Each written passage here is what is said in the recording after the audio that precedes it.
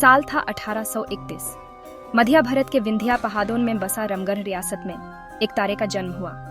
उसका नाम था अवंतीबाई। लोधी राजपूत खानदान में जन्मी अवंतीबाई लोधी बड़प्पन के लिए बनी थी।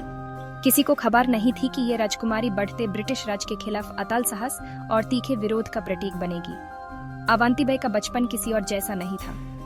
जबकि दूसरी राजकुमारियां आराम से जीवन बिताती थी, अवंतीबाई लोधी युद्ध कला की तरफ आकर्षित हुई। उसके पिता जमींदार जुझार सिंह ने उसकी अंदर की ताकत को पहचाना और उसकी जिज्ञासा को बढ़ावा दिया। उनके मार्गदर्शन में उसने तलवारबाजी, तीरंदाजी और घोड़सवारी सीखी। हर कला में अपनी कमाल दिखाई। साहस और देशभक्ति के बीज अवंतीबाई के दिल में जल्दी ही बो दिए गए थे। वो अपने पूर्वजों की कहानियों को बड़े ध्यान से सुनती थी, जिनके बहादुरी इतिहास के पन्ने में दर्ज है।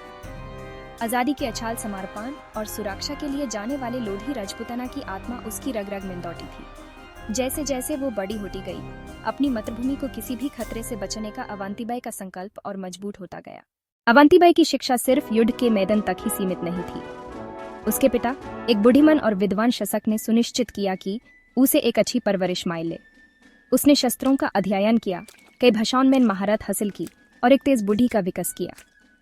उसकी शिक्षा किताबों से परे कूटनीति की कला, राजनीति और राजनीतिक रणनीति की बारीकियों तक थी। हालांकि ये उसके युद्ध कौशल ही थे जिन्होंने उसे सचमुच अलग बनाया। अवंतीबाई में किसी भी हथियार को असाधारण निपुणता से चलाने की अनोखी क्षमता थी। धनुष और बाण से उसका निशाना बेनजीर था और उसकी तलवारबाजी अनुभवी योद्धाओं के भी दिल में दर्द बिठा देती थी। उसकी योग्यता की चर्चा पूरे राज्य में फैल गई, जिसे उसे सराहा और सम्मान मिला।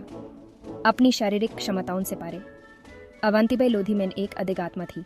वो खतरे के सामने निडर थी, हमेशा कमजोरों की रक्षा और अन्याय का सामना करने के लिए तैयार। उसका साहस सिर्फ उसके प्रशिक्षण का नतीजा नहीं था, यह उसके लोगों के प्रति कर्तव्य की गहरी भावना और अपनी मातृभूमि के प्रति अचल प्रेम से उत्पन्न हुआ था।